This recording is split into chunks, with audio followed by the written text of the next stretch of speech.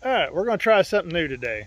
I had a couple get a hold of me here that needed a place to park for a couple days and just spend some time. And they've allowed me to do a walkthrough of their bus. They're going to give you a little tour and tell you, what they, why they built this bus, other than just to travel, if they have any experiences or advice for the people that are getting into it. So this is Steve and his wife, Raina. Yep. All right, and then their pooch, Kellen. Okay. So I'll let Steve start out here. Sure and thing. Tell us about what bus you started with and your plan for it. This is our 2001. It's a Eldorado shuttle bus. It had all the windows like the shuttle bus, and we decided on a shuttle bus because it had the interior height that I would fit into, because I'm a little tall, as well as on this bus we were able to get one with the passenger seat and passenger door. That made it a lot easier to have two people up front instead of adding a seat or something like that. So, and this bus has the 7.3 diesel, which we liked as a power plant. Also, we ended up buying this as a southern bus, so it had very little rust and was a good basis for us to convert into something that we use. So we ended up converting. We took the windows out of it because they were leaking, and we added fiberglass siding and RV windows. We also changed the side entry doors because the original double doors were leaky and noisy when we're traveling, so we put a residential security storm door on the side, and that it was a much tighter seal, and we could deadbolt lock it, and it had good visibility out the side. We do use this for traveling, camping, and hopefully soon, or within a few years, some extended travels, extended stays. So if you want to take a walk around the bus, we can show you some of the features. So we added, like I said, we added the security door on the side, and also have the diamond plate spacing on the side there. That just adds for nice. We got the porch lights outside and the grab rail, makes it easy to get in and out. We also added a toolbox on the side here for our water hose and power cable and wood blocks and things like that, and an outdoor carpet. We have a couple of motion lights on the outside. Come on at night if we ever have anyone walking around, or for us to see when we take the dog out.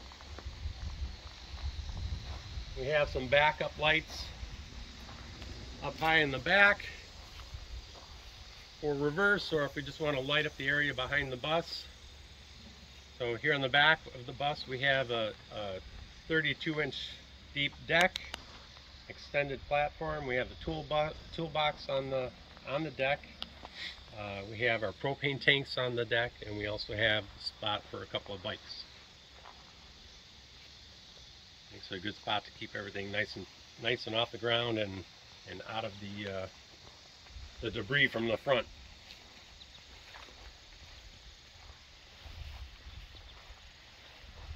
So on the driver's side, we've got a window for our bedroom area towards the back here. That's an emergency window.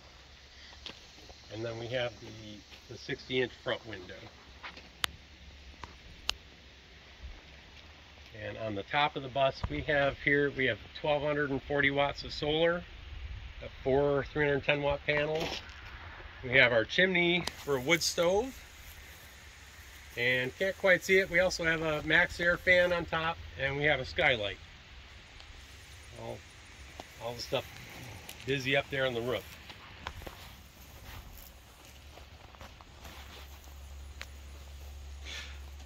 As we go around, Steve, how many miles have you put on this since you got your conversion completed? We've had the bus for about 3.5 years, almost 4 years, and we've spent about 3 years converting the bus. So it wasn't a fast process. It was not a fast process. We took our time. We had the time to take our time, and built it how we wanted to build it.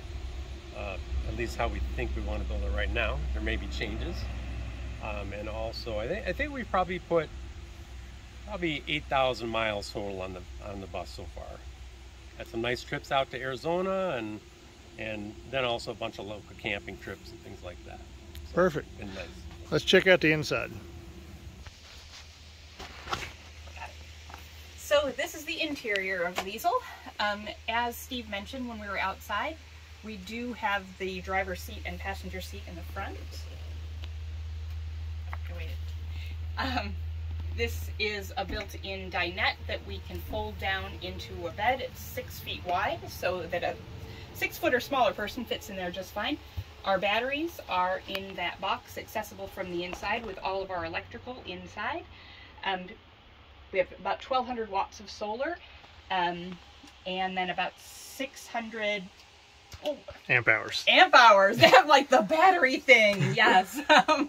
So we put in wood ceilings in here, and there's definitely enough height in here. I'm short.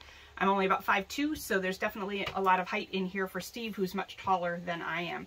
We did end up lowering the floor because the original flooring on the bus was about 6 inches higher due to the wheelchair lift being underneath. So we were able to lower the floor in the center to add that additional height. Let's see, on this side, we have our tiny wood stove. It's a Dwarf 4K, and we love it. It gets it super hot in here super fast. Back here, we have a shower that's approximately 24 by 32 inches. We have a homemade DIY composting toilet inside that we can take out and set in the aisleway when we want to take a shower. This is a queen size bed that fits exactly in here just fine. We have storage over the bed and over the head of the bed for clothes and just our individual stuff. This is an apartment size refrigerator. It's a 7.3 cubic foot refrigerator. We have space for our pantry and our snackies up above. This is our skylight area. And the Maxair fan. Behind the refrigerator, we have a 6-liter tankless instant hot water heater, which we use to heat the shower water. It also heats the sink water for washing dishes or washing your face or whatever you need some hot water for. We have found that this pulls out too. If you need to do a little emergency dog wash, you can. We went with pre-made cabinets simply because of the size and the ease and the length of time that we were spending on the build. We decided to cut back in a few areas, although we just tried to dress it up a little bit by doing some fun handles. The countertops are just MDF covered with a product called Spreadstone, which is really easy to use. I highly recommend it. And then we used Carbondo to do like the faux live edge on the countertops because we just wanted something a little bit different than a standard butcher block countertop. It's a 2-burner propane stove. Propane's in the back. It's all vented out here. We also have a quick release propane within the outside box for attaching our grill or a griddle to outside. We have the overhead lighting, LED lighting. The floor lighting is all LED. And then we just have some little rechargeable puck lights just for instant area lighting, I guess you call that.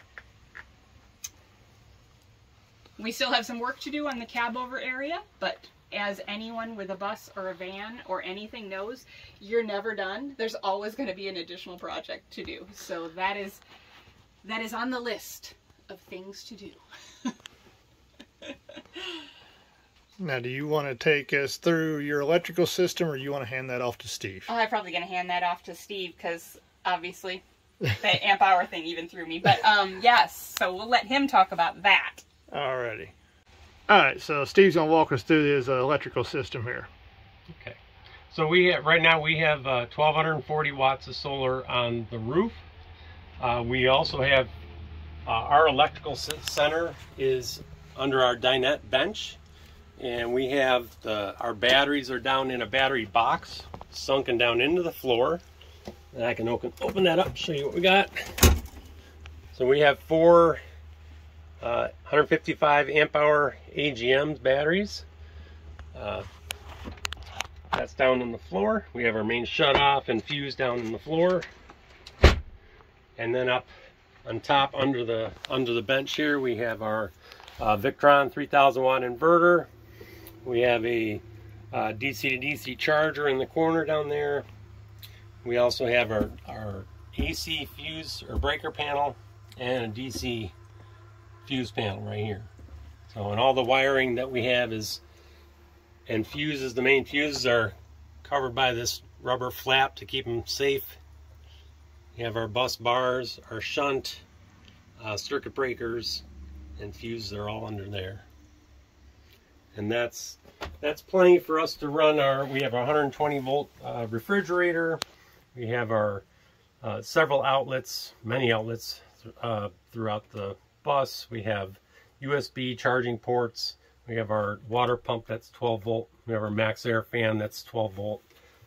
So everything that we need for running all that stuff. And we also do have the shore power input that we can plug in if we want to. Otherwise, we'll run on the batteries and either recharged by solar or recharged from the DC to DC charger by running the engine of the bus.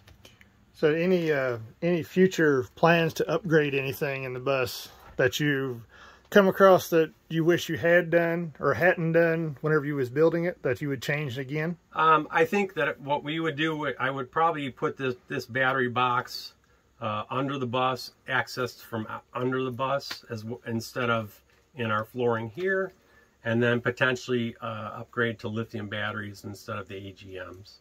But the AGMs were a great starting point for us to figure out affordable and a good starting point to figure out what our needs were and everything like that. So, and whether they'd work for us. And any water issues you've had? Plenty of water storage. You're not ran out. No, we have 40 gallons of fresh water and a 42 gallon gray water tank, and that's been plenty of. We don't live in it, so for extended trips and things like that, it's been 40 gallons have been more than adequate. Perfect. And you have plans to put a diesel heater, Chinese diesel heater in? Yeah, that'd be one of the next things. We do have the wood stove, but it's not always super easy to heat with the wood stove. Not great for quick warm-ups. Correct, totally. So we are installing one of the 5,000 or diesel heaters, and that'll be tapped right into the fuel tank of the bus to run off of the diesel in the tank. Perfect. Thanks so much for having us, Red. We really appreciate the opportunity to check out your shop and see what you've got going on. You've got some great stuff going here. Thank you guys, and we'll do safe travels. Excellent. Take care. Bye.